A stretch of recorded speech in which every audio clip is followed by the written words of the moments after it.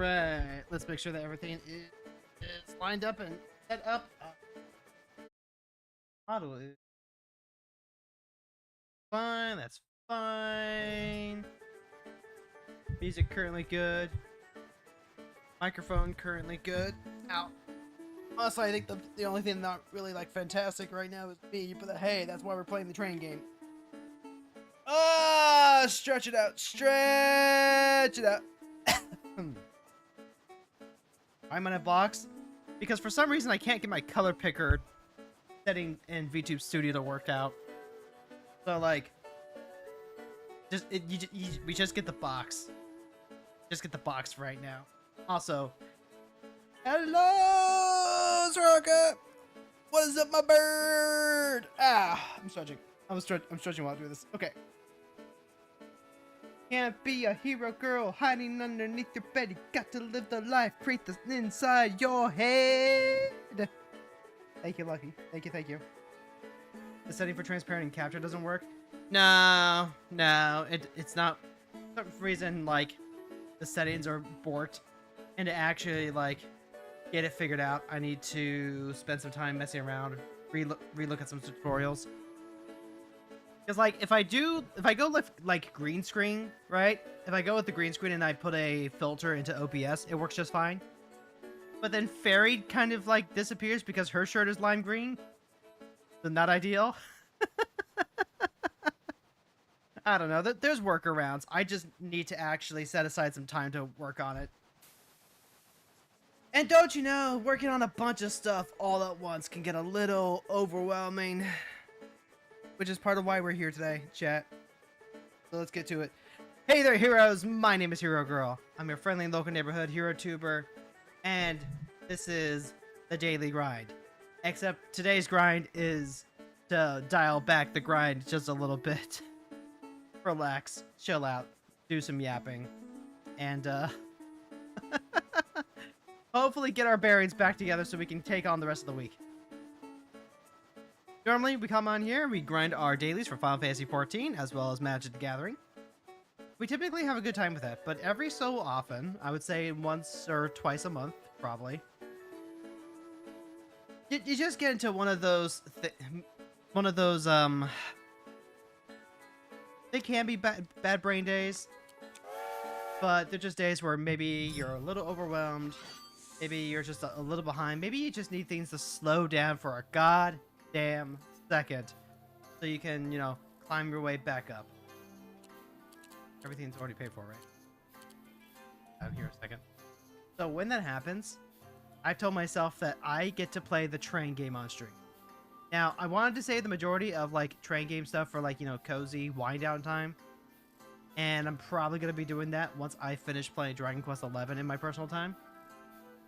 But also, like, this is my stream time, you know? This is my stream time. I get to do whatever I want. And what I want to do is I just want to play the cozy train game. Yeah, thank you so much for dropping the lurk. Thank you so much for dropping the lurk redeem. So, we're just going to go ahead and play this for a couple of hours. We're going to be hanging out. We're going to be chilling. We're going to be doing some yapping. We're going to be talking about what's up, what's going on, this and that. Real quick, though. We've got like 99 coin. I need to double check what everything else costs. Water tank's already owned. Capacity is 1,000. 1,000. All the upgrades. I've never had a chance to play Spirit Tracks, but like, I love this game so much already. This game has not disappointed from the demo that I was playing earlier. Double check. We got Brakeman, Bartender, Early Bird. Early Bird is what we currently have, right? Yeah. We only have one staff available currently. Brakeman and Bartender are cool, but I'll take it. And we're not really trying to, like, cash max here or anything like that. We're not here to, you know, try and rush build. We're not trying to get everything unlocked as quickly as possible. We're just here for the ride, man.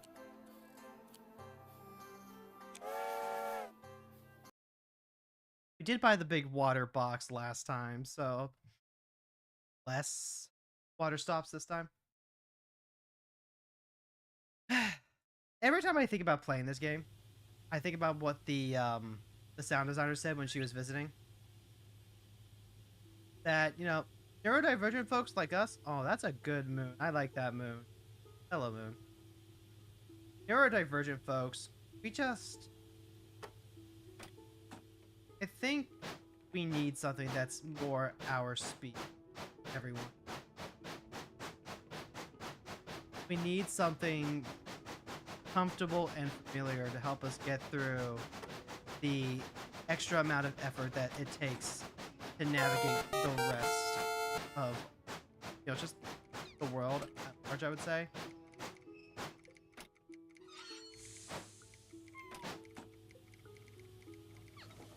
Alright, we're gonna load up our water, we're gonna pick up our passengers.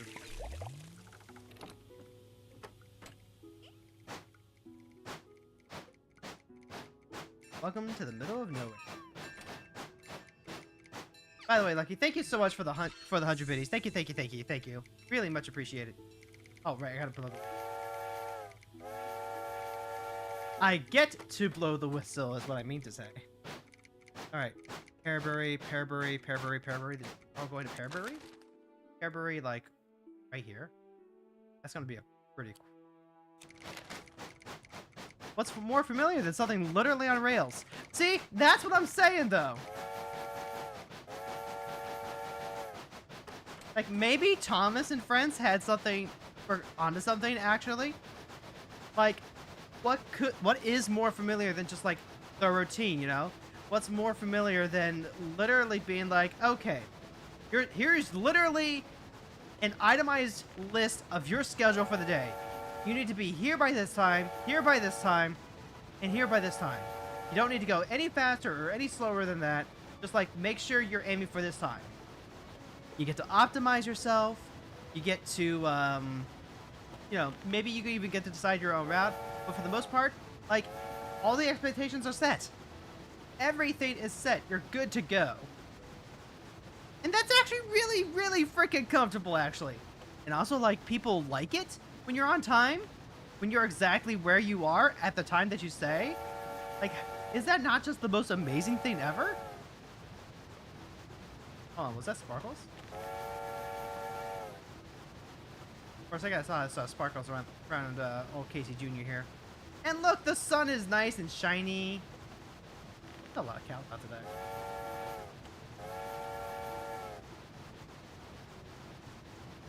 If only that worked for me. But the ADHD combo cannot handle schedule and yet craves it. Girl, you're so real for that. So fucking real for that, because I'm the exact same way. I am the exact same way, right? And it's like, oh god. I need to keep some amount of structure. I need structure in my life to make sure that I don't miss shit. And I need structure to make sure that I am just working within the framework that I know I can do. But it's also like, I need so much wiggle room. I need so much wiggle room, or ADHD is going to go nuts from being forced to do the same thing over and over again. And it heckin' sucks. But you know, again, it's part of the appeal with Train Game here, because I get to decide the route. I can see about, like, you know, potentially just like picking up more people before I decide to drop anyone off. But no, I like being able to reach everything on time. Pretty good. But then, like, if you try and do too much all at once to satisfy ADHD and all the stuff that you want to do, then it's like, nope, that's too much. That's too much change of the focus. That's just not gonna work. Also, I don't have Cheese Wagon yet, so we don't get to pick up the cheese yet. Guess that'll be another thing that we can potentially, like, save up for.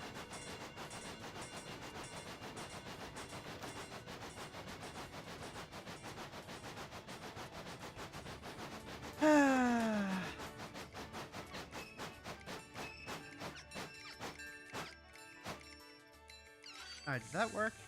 That did work.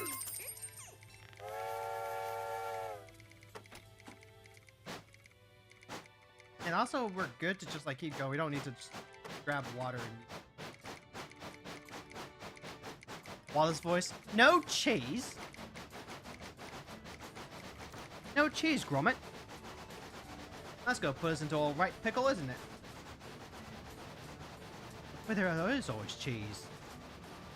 Plenty of cheese on the moon. God. I want to rewatch... That makes me really want to rewatch Wallace and Gromit. Like, Night of the Werehare was an actual good, fantastic movie. Really like that. The, oh god, the Penguin Heist? Penguin Heist? Still probably one of the greatest animated shorts of all time. Yeah, that's Blow Whistle Station, by the way. Which, you know, I didn't even look at it, but, like, it's right over here. These Pearberry folk, they never actually want to go anywhere other than the Blow Whistle Station anymore. So it's like, alright, sure, yeah. They've got the daily commute to worry about. All good for me.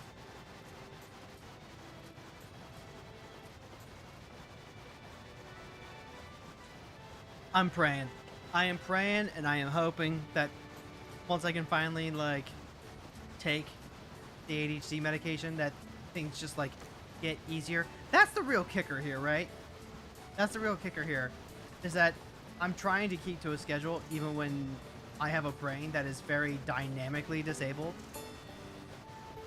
And so the days where the brain is currently on disability, low energy, time, you know, depleted executive function mode, just end up being days where it's like, but if I don't do all this stuff, it doesn't get done, and then that causes all kinds of extra problems, and it's like, the cost of spending the extra executive emotion now is worth the cost of preventing the disaster that's going to happen later. But oh my god, is it a battle. Not even a struggle. It is full on close quarters combat, PvP enabled. And I think that is the crux of why sometimes these days just get to you, you know? Oh, it does. By the way, folks, if you take a look at the left here, you will see both the male love male flag and the women love women flag. Once again, reminding everyone that people who love trains, you know, are pretty cool people. Happy Pride Month, everyone. Today is like the second to last day for Pride Month. Oh no! I don't get the water. I was gonna stop by for some water, but I guess not.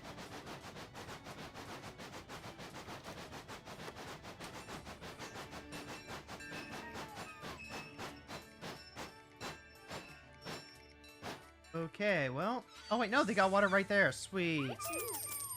Alright, let's go ahead and fill up real quick, and then we'll go backwards, grab everyone. Yeah, that sounds good. Pop off. Pop off or like half off.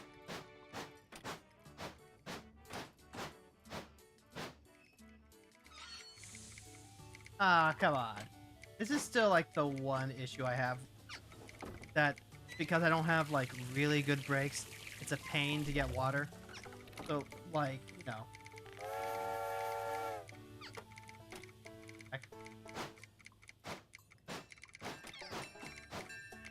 Hear the bells going. Alright, Colby Station. Colby Station. That's gonna be over here, right? Yeah, that's right over here.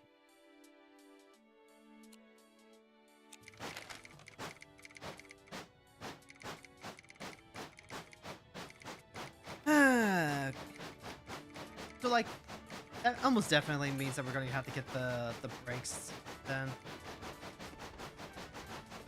So, like, we can hold more water. And then we can refill easily. That improves our quality of life fantastically. Honestly, that's also just, like, such an ADHD mood, too, though, right? Because, like, I should be drinking way more water than I am. Like, I've got my water bottle next to me. But as soon as my water bottle runs out, or it's, like, damn near empty, it's like, damn, I should really get up and actually, like, refill my water. But it's such a pain. It's such a pain to have to get up and like refill it and then get back to where I was and like, remember where I left off at. Honestly, using the washroom like that too. Apparently, chat, and I have this on good authority, but neurotypical people don't do that. Neurotypical people are thirsty. They get up and get a glass of water. They don't just like sit in dehydration the whole time. When they need to use the washroom, they just get up and use the washroom. They don't fucking, you know, sit around doing the potty dance because like they really need to finish this thing that they're currently doing or else their head's going to explode.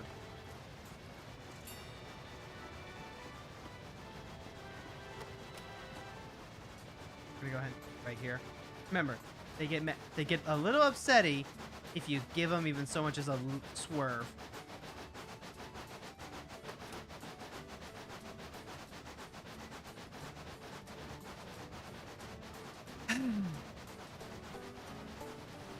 It's just like such a fantastically... I think when we get to doing this in our own personal time after the whole Dragon Quest stuff, this is definitely going to be one of those... I play like a day per night, and then like I can fill the rest of my time with, you know, doing some other short form games. I think is probably what I want to do. Chugga chugga choo choo.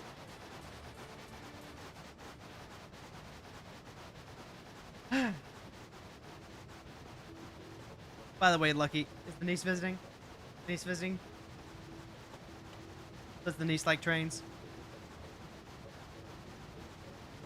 Let's see. It's Cheese Factory over on the left there, and it's train station over here on the right.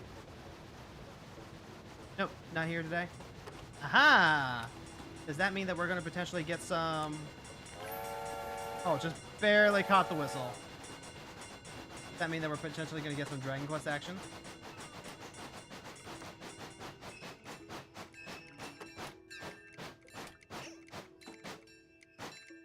I guess getting to finagle with the brakes does add to the experience, though, don't it? Also, our water is like still really topped off, so we don't have to fill up here. Ooh, we're going to Cattail, guys. We're going to Cattail. I love Cattail down here in like this bayou land area. We're gonna go ahead. We're gonna take the right, followed by a left, a left. All right, take the first right. Everything else is a left. And having this extra water tank is fantastic. It's possible, but since you got work till 5 a.m. tomorrow morning, unless you leave the street. I mean, look. I appreciate you all hanging around, but like, I'm also not gonna begrudge you if you're in the mood to like get some gaming in. It's all depending on just like whatever it is you need. You know. That being said, I've got like a bunch of hours in Dragon Quest now, and we're actually at the end of the second month playing. I kind of thought that this might happen. I was open to the possibility that it would. Wait, hold on. God damn it, I did it again. It went left when I meant to go right. Alright, hold on. Let's try that again. We had it right the first time.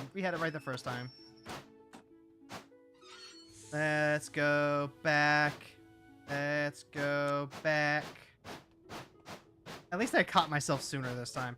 I keep thinking, you know, all the lefts and all that stuff, but no. Go.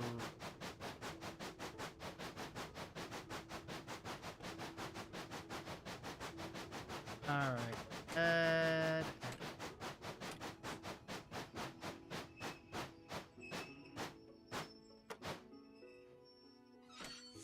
This little junction is just tripping me up, I think. So I'm playing a little bit regularly.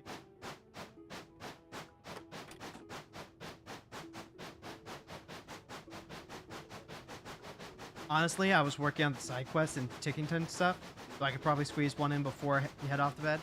That's always nice to be able to do that. I like the the Ticketing quests. I think they're a really cool throwback to those earlier games. I was definitely waiting until I had a full party to do them though, because I don't know. I don't know. There's just something about like going from a 3D space to the constricted 2D menu that has me wanting to be like, actually, you know what? You know what? I kind of want Serena here. Serena? Serena, please? Please? Help?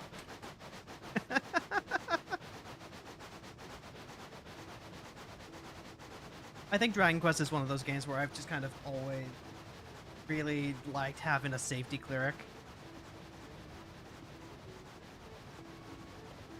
Because it is one of those games that really wants you to balance taking on a bunch of special conditions, things that will make you skip your turn, like sleep and befuddlement, bemusement, all that wonderful jazz.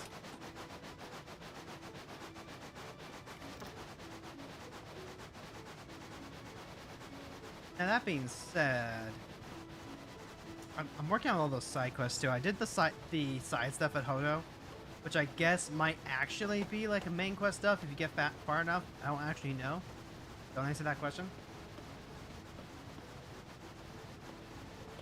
Yep, there it is. There's Cattail. Gotta go ahead and take the left up here, and you know, get there in the next half hour. We'll be good.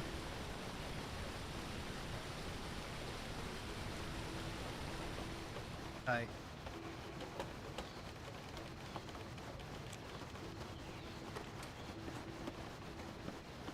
Get around this part. Immediately back up.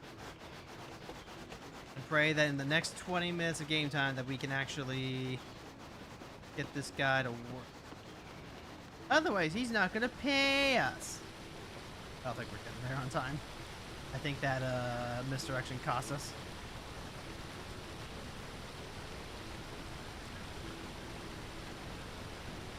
I kind of get... I like some of the side quest design too, anyway. Side quest design of Dragon Quest XI. I like doing the side quests, in part because the side quests of most games should be opportunities to expand upon, like, the world, information, some world building, maybe a bit of lore and stuff like that. You know, the stuff that's not strictly necessary, the stuff that you might have had to, like, shove off to the side very specifically because you just can't fit it into the main narrative. But, oh my god, those pet powers, though.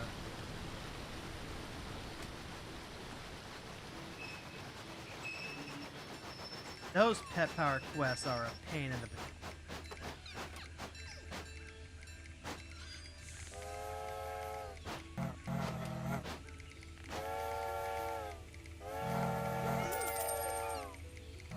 Alright, we're going back to nowhere. Nowhere, which should be just, like, simple straight ahead. Yeah. Should have spent your tokens on some more Sainted Soma, but nope. Got Bumrin's bell so you can ride around on a saber cat. Ride around on a... Is that what the bell is for? Huh. I got a ton of this stuff. I could probably get some more stuff. It's weird. It's weird. Like, I'm actually at a point where I don't actually want to stop and do side quest stuff. What I want to do is I want to keep playing main story stuff. So honestly, maybe I should probably just keep playing more main story stuff. Like, I'm going to keep picking up all of the, I'm going to finish picking up all the side quest stuff. I'm going to track that tail end of, the Galapos story stuff that's going on with the whole, you know, the winged dragon of Ra hanging overhead. But it's like, I don't know. I'm just gripped, man. I'm just gripped. I'll go back and do side quest stuff, absolutely. But right now, I really just kind of want to keep playing the main story. And side quests aren't going anywhere. Maybe some of those side quest stuff would be good to pick up, but at the same time, I can't help but feel like I'm gonna reach a point where I would have to do a bunch of side stuff anyway. Like, not like just for maybe for time killing or potentially for like level grinding type stuff. Like, with the progress that I've been making on the game, I've been getting that pushback from...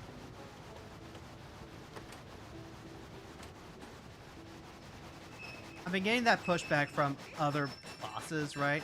Like, the bosses are actually somewhat Oh, no! That was too abrupt of a stop. Are you kidding me?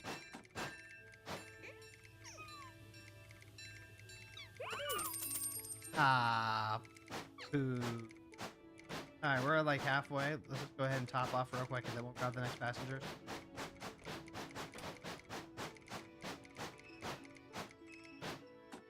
Nailed it.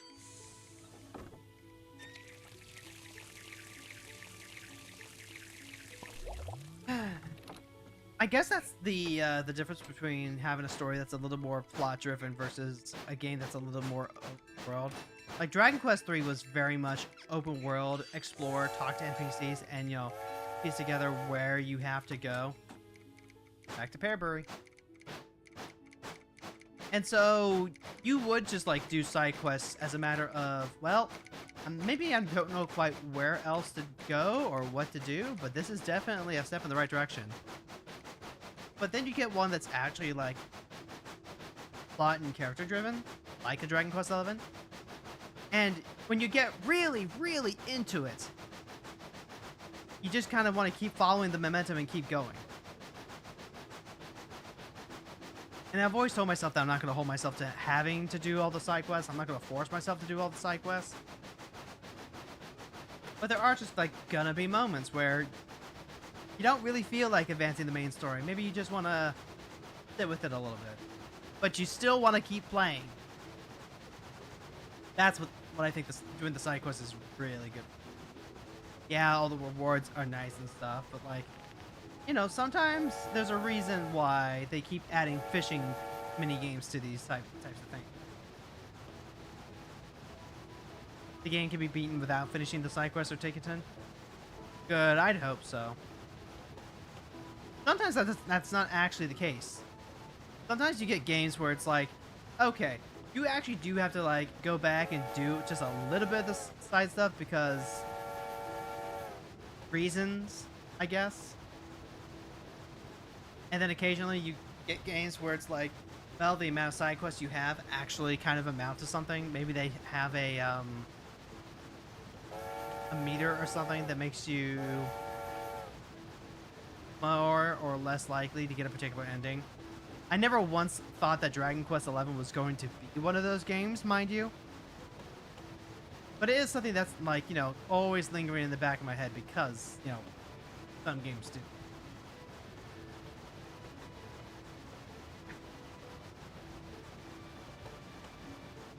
And look at this, we even have just like the same route as last time.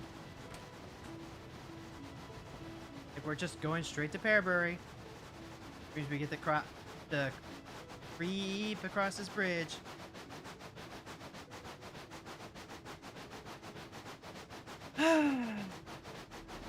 And then all of the switches are already set the way that we like them. Oh god. Ah, I have time to like crack my neck even. Got time to like roll my neck. Hold out my palms. Take a nice deep breath.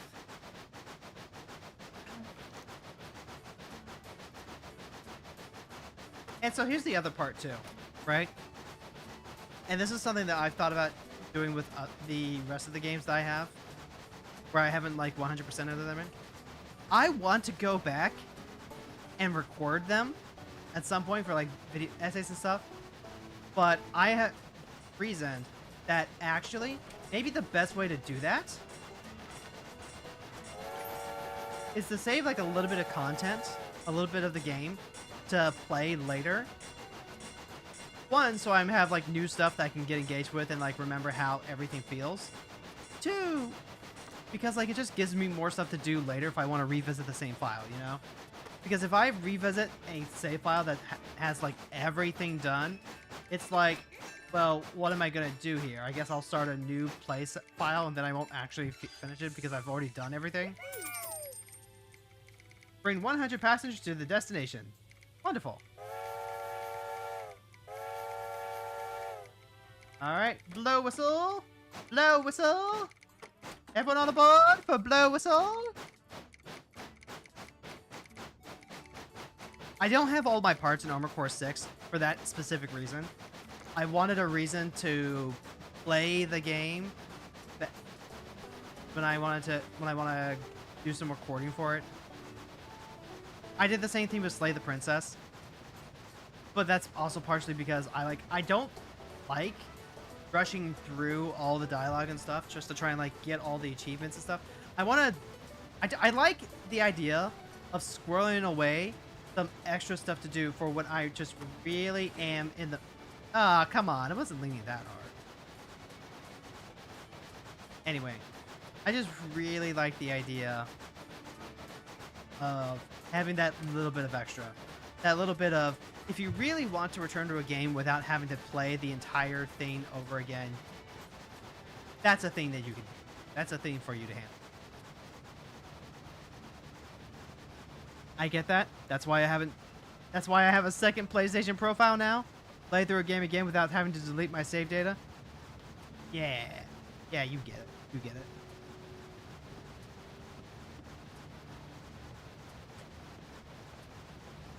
One of these days, what I'll do, probably for like an anniversary stream or a subathon or something like that, is I'll have what I call a 100% stream, where I can play a game that I know I love, and then the stream itself is me just trying to like 100% it and get the rest of the stuff.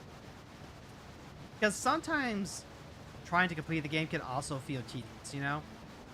Sometimes, you know, if you're playing like a Super Mario and you want to get all the stars or bells or whistles or whatever it is you're collecting these days, moons, I guess, trying to find every single one can get tedious. And what am I always saying about stream content, chat? The worst games to play are the best ones to stream. And like, you know, that's obviously hyperbole. I would like to believe that, you know, I'm not being taken at my complete face word. Like, we're playing a pretty good game here. It's a very cozy, fun game for me. But also, it's a very good streaming game because the gameplay isn't, like, super incredibly involved.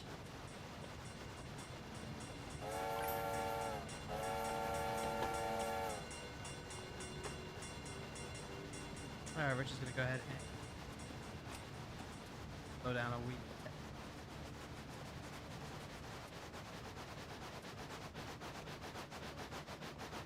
And we've also got our water station here.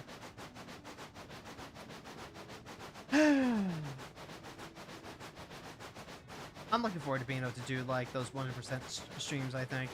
It's probably definitely going to be in one of those moods where I'm probably playing primarily just games I've played before. And then we are going to go ahead and grab water for... Actually, you know what? I changed my mind. I got like half a tank left. And yep, I thought so. Back to Pearbury. Back to Pearbury because our water tank actually is like half full.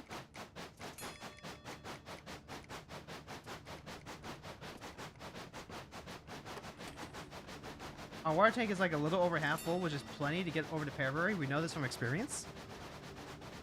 And we also know from experience that, like, the 10 o'clock is the cutoff for this anyway.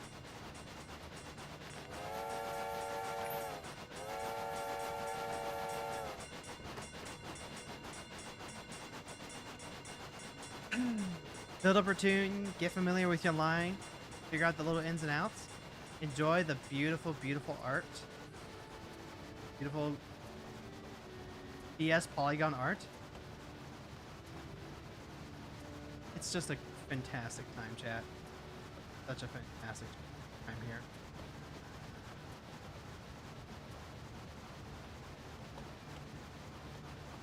Ah.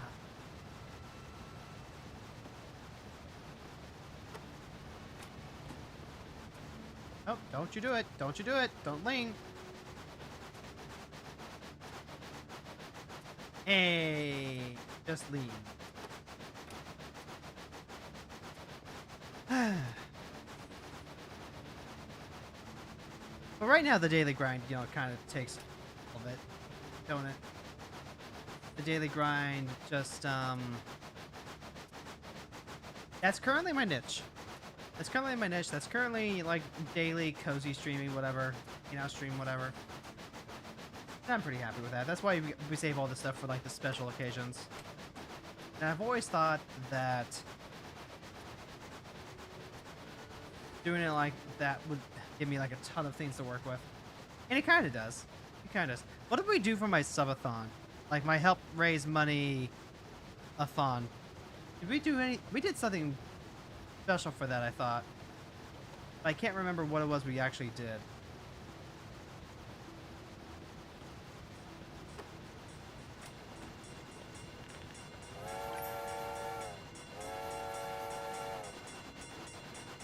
Alright. Here, I think.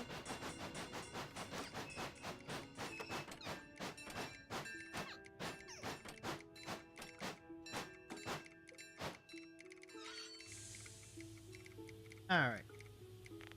Oh, wait, what?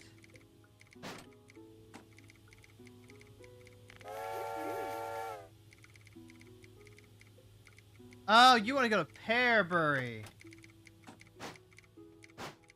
Ah, shoot. They were at Blowisville when they wanted to go to Pearbury. Fuck. I might have messed up, chat. I might have messed up.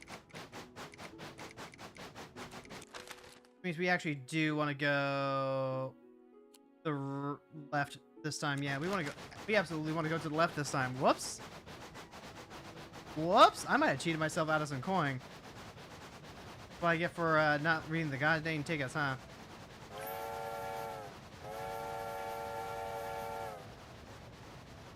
Well, that's my B.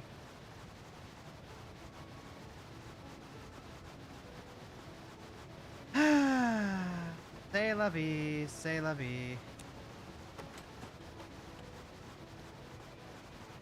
Got like 770 coin too, so we can't even afford the stuff like we wanted. That's okay. We got like another couple of days here. Yeah, we got a couple more days before exchange is gonna be over. We're all good. This way we can enjoy the beautiful, beautiful river that we didn't get to see throughout the earlier part of the day. Sounds like what your mom does sometimes. Gets distracted by whatever conversation she's having and misses her stop while driving. Relatable. Relatable shit. Like, oh god. Happened to me just a couple of weeks ago when my wife and I were on our way home from the game shop. Just completely missed the turnoff point. Completely.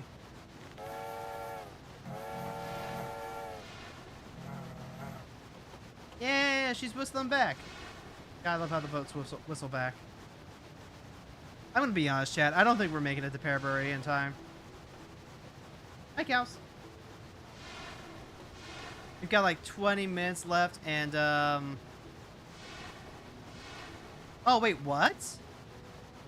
Oh, do they? Oh my. Here I am trying to like get everyone to exactly where they want to be like early on. But if you take them on the scenic tour, they actually like get happier?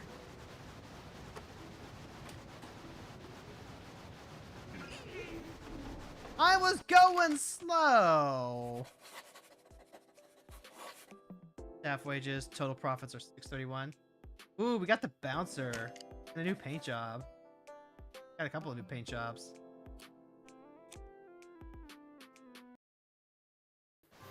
Then like we're currently at 730. Air brakes are 2,000. We need 2,000 if we want to get that. So we're gonna need to upgrade the capacity and maybe even like the first class first before we have the ability to do that. Is certainly a thing. Check out those new paint jobs. Bolt? Oh no. Oh no, it's binary.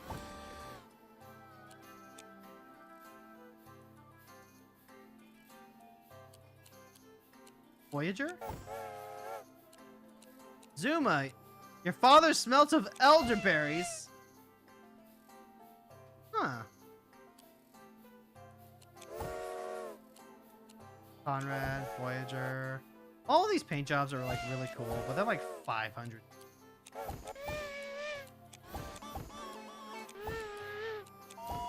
And like they have nice whistles, but like that's just like base train here. Happier until they realize they're late. Yeah, exactly.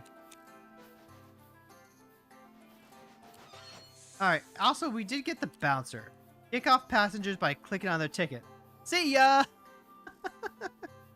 So like, you know, we can always just like, this is an achievement actually. There's an achievement if you just like boot someone off of the bridge or something or whatever. Emergency brakes without consequences. They will ignore law signs. There's like someone you can hire. It's just like a really big person whose job is to literally be heavy and keep the train from tilting.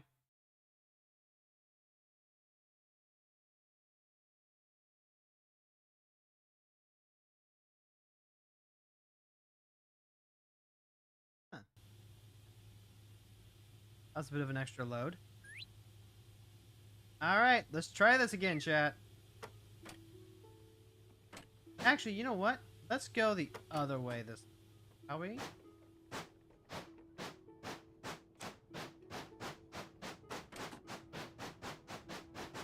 Yeah, let's go the other way this time. We'll go to, say, Cattail? Yeah, let's go to Cattail. You gotta change things up every once in a while. Gotta build that repetition. If you don't, like, shake things up, you know, how are you gonna do the enrichment? That's, like, the one caveat. Can't let yourself turn into a sad zoo animal.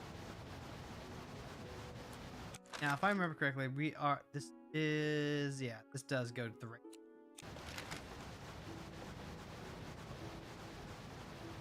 Cattail doesn't have any water, but there's water... Low Whistle and Pearberry, so like we just gotta take some folks over there. Stars are reflected in the water, which is really nice.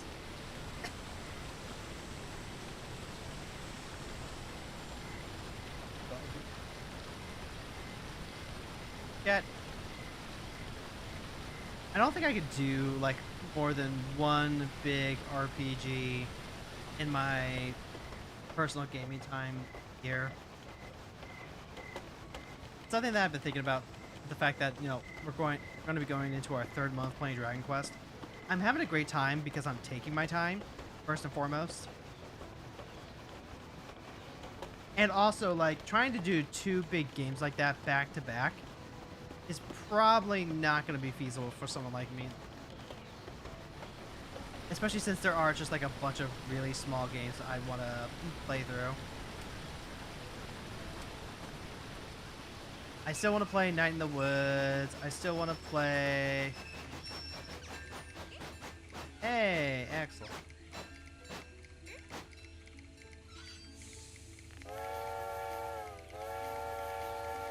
Nowhere Station. You want to go back to Nowhere? What? But Nowhere's over there. All right. All right, we're taking the left to go back to Nowhere. You try and like set yourself up for success. You're trying to like, you know, put some variety into your diet, and then work just like makes you go back and do the exact same thing over again. This is the one thing. This is why I can't do conveyor belt content. This is why I can't do, you know, big constantly having to react to stuff type content with the exact same formula. I just can't. It's not me. It's not what I want to be. It's not what I want to be.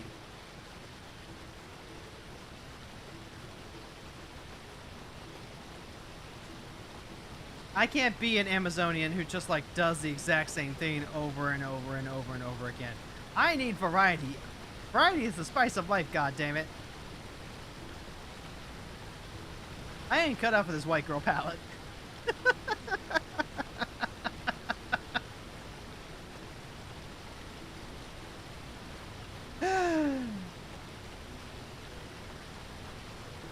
that kind of goes for like, you know, the gaming thing too. The whole reason Amazonian, you're not tall enough to be an Amazon. I know I'm not tall enough to be an Amazon. There's a streamer I watch called Amazonian. Her name is Amy, and she does magic content. She is also a brawl streamer, and then she posts the VOD, not even like the VOD, just like stream highlights of a particular deck on her YouTube channel. And like, it's really good and easy content to make. Like, you literally just double dip into your stream stuff, and then people end up going to the stream because they're like, hey, I watch your YouTube stuff. I like your YouTube stuff. Like, it's very simple. It's very conveyor belt in nature, because it's just, oh, new commander cards came out. Let's go ahead and make a deck over new commander. Let's go ahead and post video on new commander. Let's go ahead and brew new commander on stream. That type of thing. I'm still not entirely sure how I'm supposed to do this.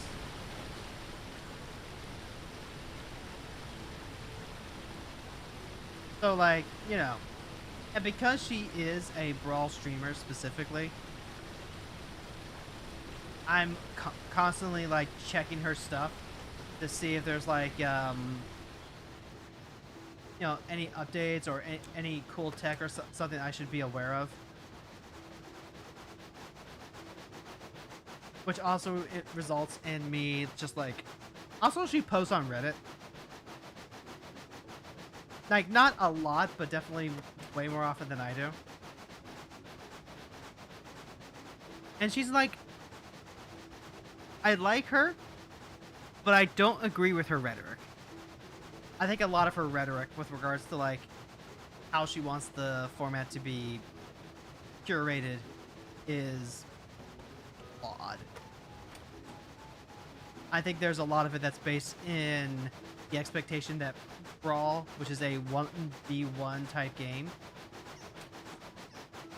should be curated like a multiplayer game, basically, I guess. It just kind of comes with a basic, it feels like she doesn't really trust developers to, like, do their job.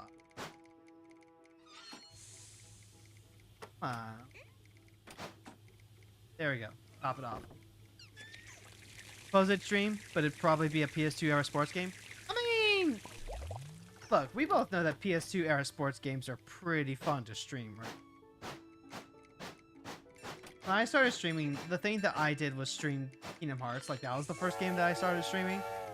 And I did that in particular because I really wanted to do something that was comfortable and familiar, and I was due for a replay of Kingdom Hearts anyway. All right, going up to Pearberry.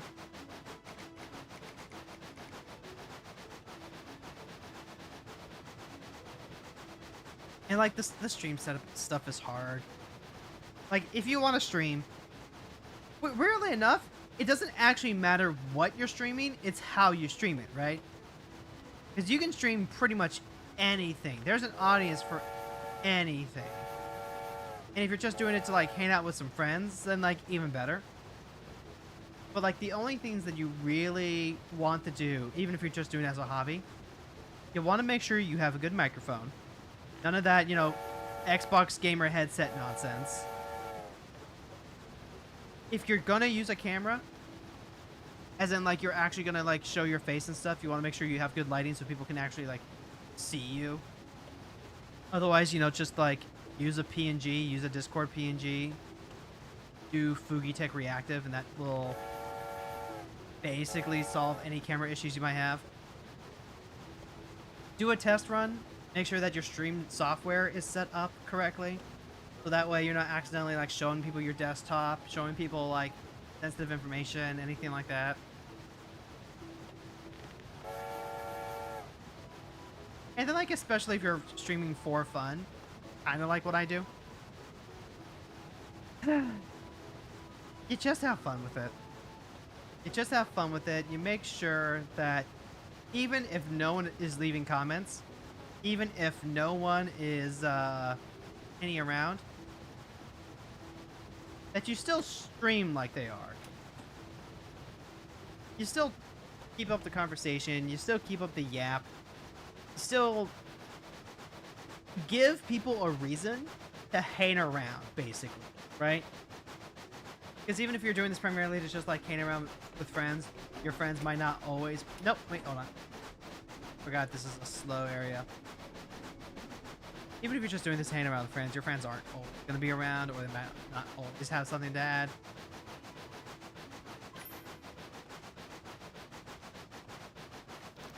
Then again, if you're streaming to because like you want to show off how awesome your gaming skills are, like, then like by all means, lock in, and be as gamer mode as you can be. Be on camera? Nah, I'd probably use my Steam profile picture. Lamal! I mean, that's pretty much the reason why I VTube, right? I've been trying to stream for a very, very long time.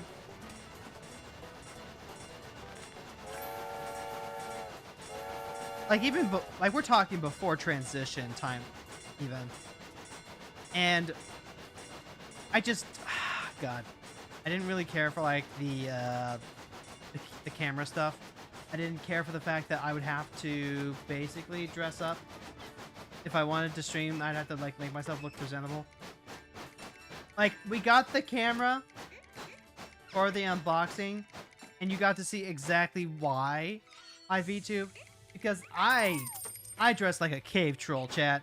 I dress like a cave troll, and oh, wait, no. What am I doing? What am I doing?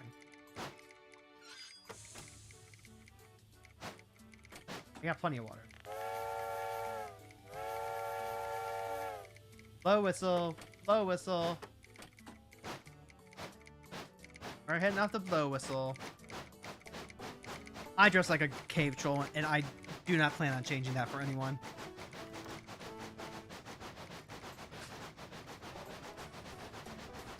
A cave troll with Math's assets. Look, you can look. I've got huge tits. I know it. You know it. I'm proud of it. I don't like it when people make fun of me for it, but I am proud of them. Like this is my privilege as a trans woman who has been on hormones for a decade at this point, right? Like this is the thing that, you know, maybe not even most trans women, but I definitely had on my wish list. When I started my transition, I said, I want to be a big titty goth girl, and I have gotten the big titty part down. I'm not shy about that. I just don't want people assuming that's my entire personality.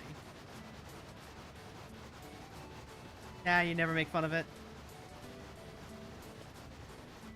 Well, sometimes you make some nudge, know what I mean? Know what I mean? And like, that much is fine. But also, like, you know, it's not the type of it's the type of joke between friends, as opposed to, you know, this is the type of thing that I look. Let's put it this way: if someone new came into chat, and then they saw me having fun with my chat, and my chat was like, you know, casually making references to the fact that my tits are as big as some girls' heads, and they just they thought that meant that it was okay for them to join in too, when I don't even know them. That would be the actual real problem. You dig? I would actually be kind of skeeved out if I had a first-time chatter show up, joining in and being like, ah, I hear those titties are nice and big. I would be like, well, who the fuck are you? Who the fuck are you? Get the fuck out of my chat. Mods, seize this wretch and throw him into the dungeon.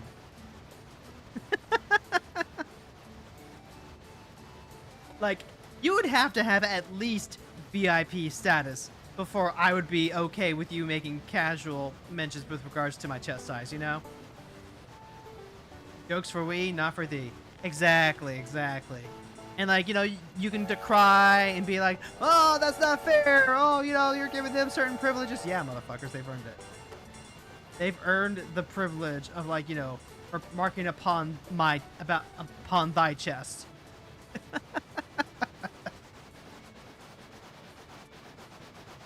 It's called the privilege of understanding boundaries and safety. You know? I trust some of my chatters with boundaries that go a little bit further because they've earned the trust. They've put in the time and the work and the effort. And hey, you know what? If you're like cool enough and you're not weird about it, then like you too could earn, you know, chess commenting privileges. Yay! All right, sweet. Nowhere station. All right, back to nowhere. We're gonna go back to nowhere, actually. Is it faster to go along this route? Or is it faster to go through Colby? Yeah, it's actually faster to go ahead and take the left over here. Gotcha, okay. We're gonna have to like, be on our toes for this. Because we have a little over a tank left. I don't want to stop for water. Yeah, longtime friends are allowed to get away with more than random strangers that just wander in. And that's the thing about streaming, right? Is that I am doing this to hang out and chat with friends. And by no means am I turning away new viewers. In no way am I wanting to turn away new chatters, because like I like meeting the new people that are hanging, strangers are just friends that you haven't met with, all that wonderful stuff. But also like, and there is not a kind way to put this. But I am going to paraphrase Josh Drive Hayes just a little bit. When you are putting yourself out there online into a public space, you open yourself up to interacting with people who have not developed social skills or etiquette. I'm not saying that every chatter that comes in here is some maladjusted basement dweller or anything like that. I'm not saying that whatsoever. But I am saying that, you know, your chances of doing that is a lot higher than, you know, going out to the supermarket, if you get what I mean. But hey, you know what? That's why we have a chat filled with mods and friends. And it's why, if anyone were to ever actually deliberately push past those boundaries, that's what the ban button's for. Alright, we're gonna skip this junction, and we're actually gonna go back to the bridge. How we're gonna handle this. And I think part of why I have grown more comfortable with having less people watching a given stream is because I have grown more aware of exactly what it is I am giving up if I am entertaining a larger audience, you know? Because once you get that larger audience, chat becomes a little harder to regulate and mod and manage. And so, at least for now, while I'm still obscure, I'm going to enjoy the obscurity and the light workload that this creates for me as a streamer.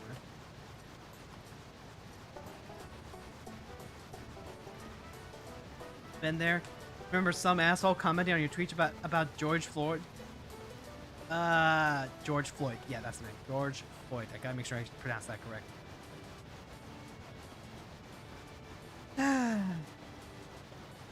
Honestly, it's part of why I just don't really post a whole lot online anyway.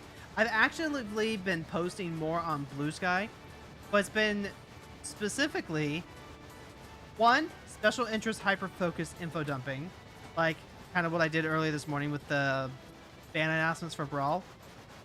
Two, one-off tweets that I'm using as a pseudo go live style tweet.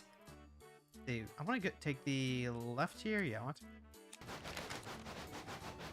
Pseudo go lifestyle tweets where I post something silly and then people are like, "Oh, you're so quirky," and also they notice that my go live status is online, so they're like, "Oh, hey, they're online. Okay, let me go ahead and check them out." You know, basically engagement bait type shit.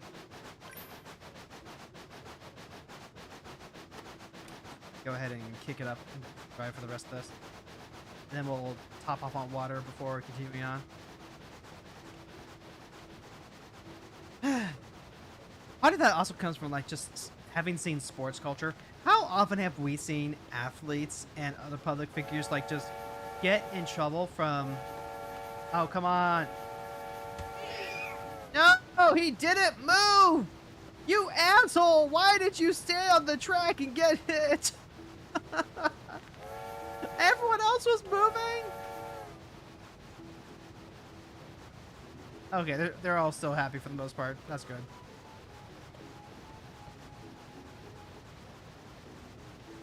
Yeah, like, I remember the days when Terrell Owens, Chad Cinco, those kinds of guys were tweeting pretty regularly, running their mouths, getting into trouble. That made a really big impression on me in terms of, like, what you probably should not say online. Because shutting up is free. And you don't have to go all that far to see, like, CEOs who should probably follow that same advice. Hey, guys, word of advice. Shutting up is free. You can shut the fuck up. If you accidentally make a whoopsie, just to, like, do an apology and then shut the fuck up. Shut the fuck up. It's free. It costs you absolutely nothing. Honestly, we're probably good to go ahead and pick them up in that. I think we're... Ooh, 710. We're going back to Pearbury? We're going back to Pearbury.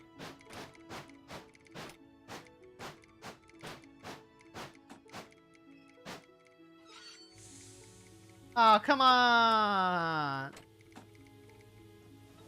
There we go.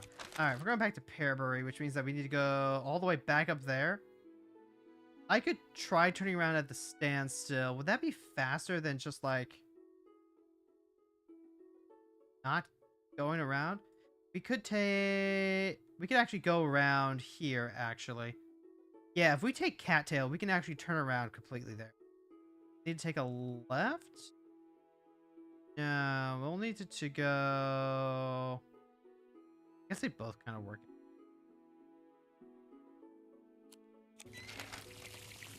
Also, we can probably, like, pick up another passenger while we're there. Okay, so we'll stop. We'll run through Cattail, and then we'll use that to go back. The biggest issue I see with that is that we only have 4 hours. We only have 4 hours to get there.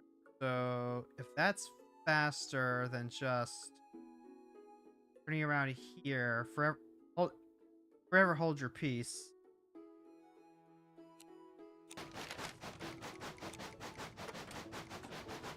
Actually, let's go ahead and just use this to turn around then. Because at least this way we can turn around and get out of here going forwards.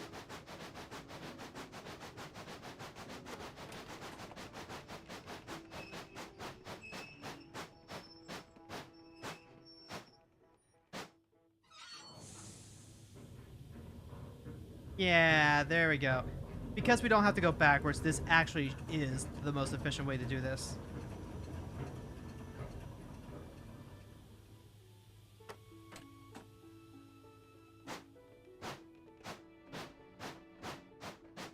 And we'll just go back the way we came. Yeah, don't have any big ambitions for being online. You've got a YouTube video nearing 100K, but it's been online for over 10 years. Yeah. Also, actually, you know what? That's a good point to bring up. Yeah. Remember how I was talking about, literally just a few minutes ago, how I really, really, really don't want to make reaction and conveyor belt content? I want to make stuff that lasts, stuff that's relevant. So even though I get really passionate and heated about stuff that's, like, recent, like, the brawl bannings and, like, people's reactions to it and stuff like that, I can't sustain that type of passion for a one-off project that's just reaction. That's just, hey, this is what people are saying, and here's why they're wrong, or, let's talk about this type thing. I don't like that. I don't like making that kind of content. It feels so disposable, right? And, like, at that point, it really is content when what I want to make is just, like, art. Get off the track, Cal!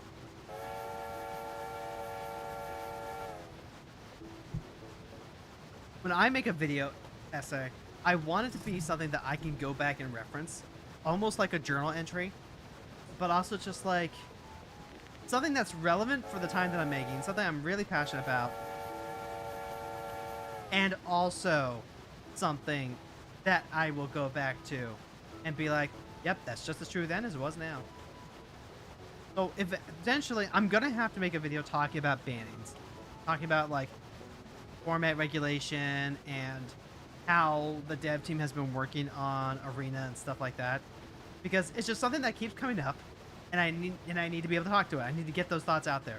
At the same time, though, this can't just be like a talking about Arena thing, because this is going to be a thing that keeps coming up, right? It's going to keep coming up no matter what game I play. So this actually just kind of needs to be like a general open letter to the types of people who are going to call for banning. Like Phil did a video about it. I think it's a very good video.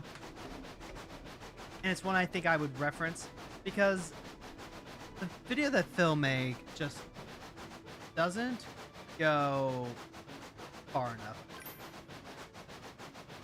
Stand corrected. As of May 10th, it's been online for 16 years. Goddamn. That's a spicy meatball. Very well aged. Honestly, I think the Yuri on Ice video hit 10,000. That's been up for about almost 2 years now. Like, by all means, it's blown my wildest expectations with what I decided a successful run on that video was going to be. Alright, we're currently at the 1200. We're gonna have to waggle. We're gonna have to waggle just a little bit.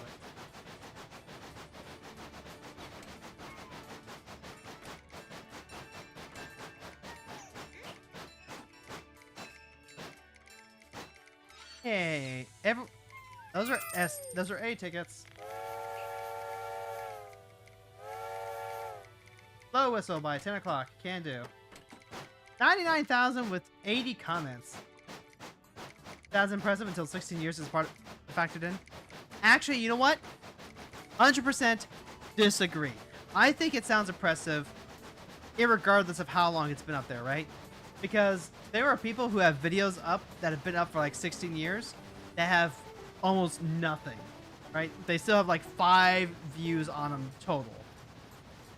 I know I have gameplay videos that are like 30 views and they have like no real chance of ever popping off. I think the fact that, you know, because like, first of all, almost 100k views, even assuming that like half of that is rewatches, right? Like, let's just pretend for a second that out of my ass that half of that is just people rewatching it. That is still a fucking massive amount of people. You try and imagine like 50,000 people inside your house. That is still a lot of fucking people. And then it's like, you know, you imagine them as like people crossing by. That's a lot of people stopping to like look at your thing. Even if they don't watch the entire thing, they still thought enough to just like go and check it out. And the fact that you have 80 comments though, right? Like, it is one thing to get a view. People might like watch you for like 30 seconds and then pop off, and then that's enough to count as a view. But they actually left a comment.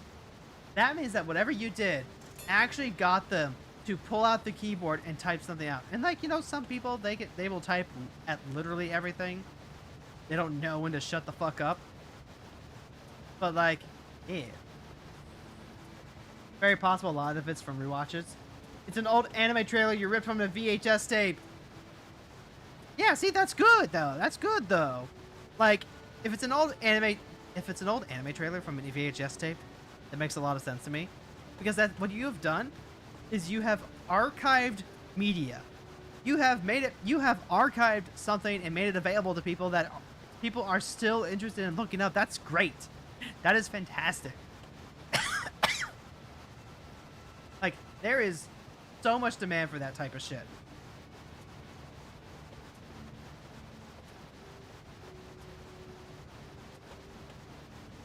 And it's like, you know, I'm just happy. And like I say, a good chunk of the viewers are coming from Japan. Damn. Yeah, the little trolley whistle's back too. That's so great.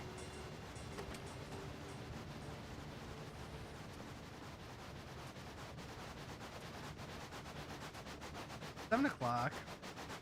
I wonder how we're supposed to be getting those assets. It definitely can't just be from the, from longer rides. I can't.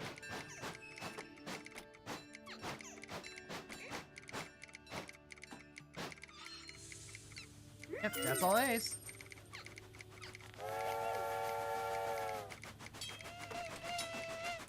Nowhere, nowhere. We're going back to nowhere. Surprising since you don't think Ice is Lion was all that popular of an anime? I mean, like, define popular though, right?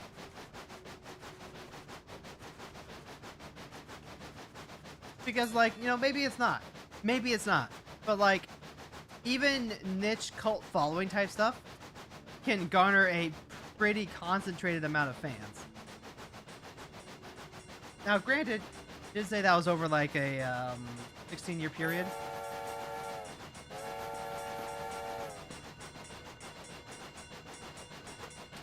So, like, you know, 100K people over 16 years looking up this 1K thing. Yeah, that's probably not like stupendously like mainstream or anything like that. But there's definitely a very, very small percentage of these 6 billion people that we have on this planet that were curious enough to want to look this thing up.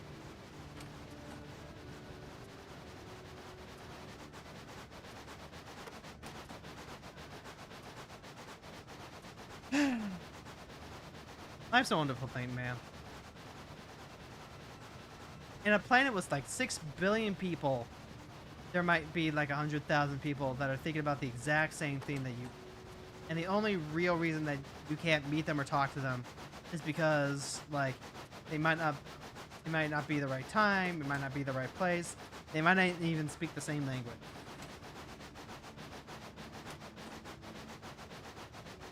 So we are all of us just creatures trying to get by. Creatures just trying to exist.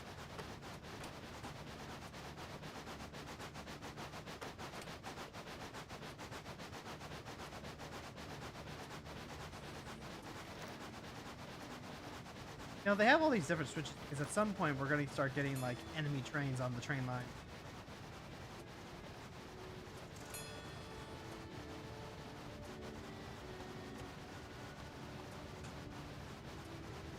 Well, I'm kind of just content to, like, keep going the way that we are.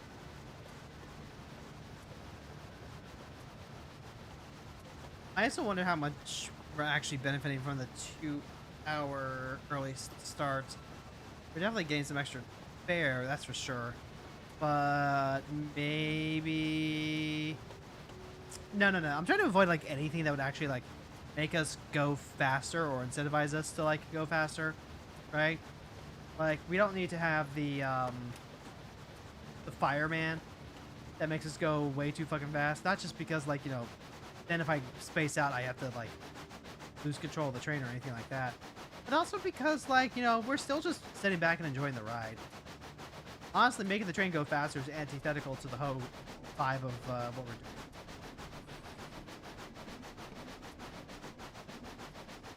doing.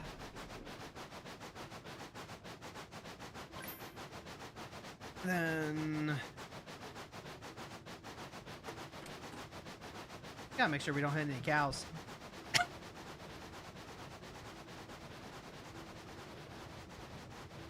Cat.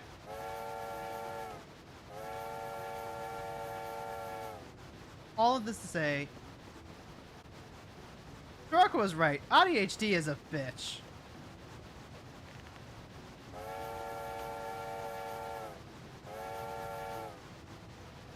Highly recommend Soroka's stuff. And as soon as if I can get past all these cows, I'll give her a shout out at the end of the day. Go follow her. She is a delight to hang out with, a delight to follow. Just like a cool bird overall. Hi, cows. Bye, cows. Good thing there aren't any other tornadoes on the good old prairie plains right now. Oh, and I'm stripping. I'm stripping. Ah. I gotta be careful. It's so weird that my microphone could actually pick up my chair. I didn't even think my chair was that loud, but like here we are.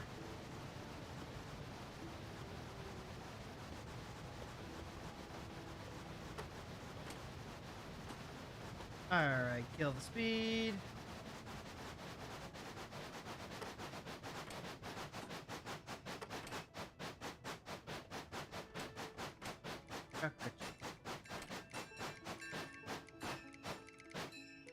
And then just like that. Ah, we didn't even hit the 2,000 mark that we need, but we did get...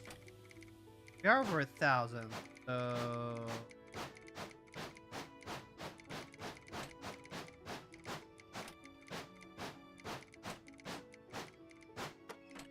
Still can't afford brakes, but we can at least like get more capacity, I think.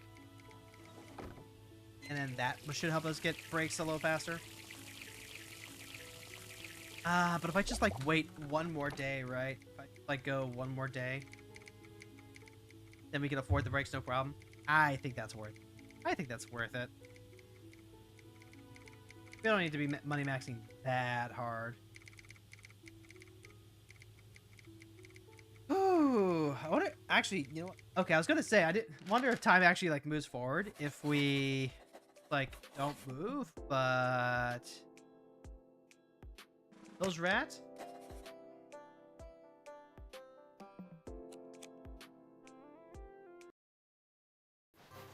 I remember what that paint job looks like.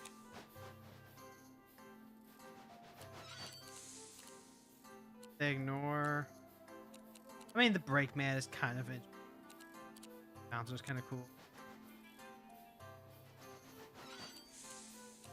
Where is the Texas Bills rat? Oh my god, it's a pirate train.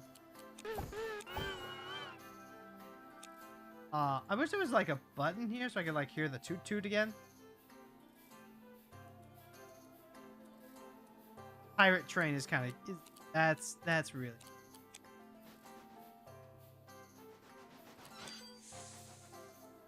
Oh my god. I am sleepy. I am so sleepy. Yeah. We're still short of the heirs. We could buy the first class. You want more money, right? First class car allows you to pick up first class tickets.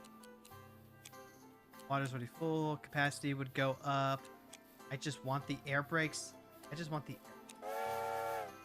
So that by the time that we come back, we can get like everything else so much better. Like just smooth out the water experience. And we're set, I think.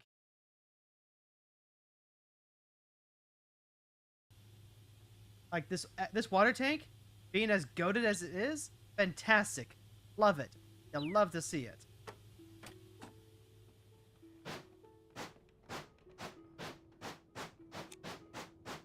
Like I said, we're just gonna go back to nowhere. We're gonna go back to nowhere. We're gonna get our goated air brakes today.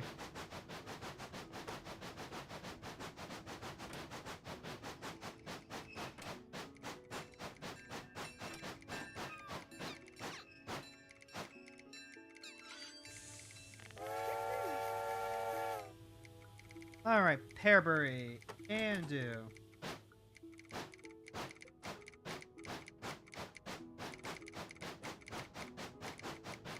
Can you imagine, chat?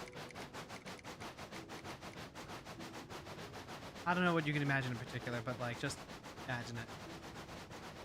Oh, actually, there's another. Hey, chat.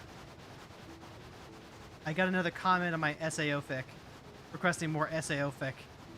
But it turns out it was the same guy that asked the last time for more SAO fic, so it's like, I think I have a fan now. And like, one comment is already like, and let's be like, wow, you really like this, huh? Okay, maybe I'll consider it. But like, now that I've gotten 2 comments, it's like, huh.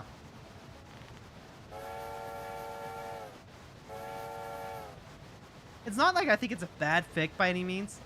It's the sort of online meets Beaufry fic that I wrote a couple years back as part of the community goals. I did it as a joke thing, basically just to have like a big old channel point sink for people to put stuff into. But then I wrote it, and I was like, wow, I actually kind of hate writing by commission, so let's not do that again. But also, I still wrote that fic as best as I could, and it shows. Now I have at least 2 people, 3 comments, 2 people asking for more Bofuri sort of online fic. The more Kirito Bofuri fic. The more I'm writing Kirito as though he's autistic and also maybe an egg. Pearberry, right? Going to pear.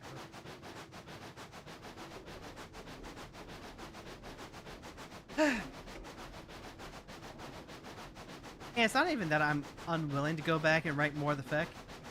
The biggest issue is that I need to do more research. I need to be more familiar with Bofuri and Sword Art Online, but to actually like write the fic. Because I read some of the first volume of Bofuri, and I read some of the first volume of the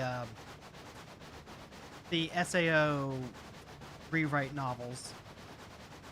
That is to say, Reki Kawahawa rewrote the opening part of SAO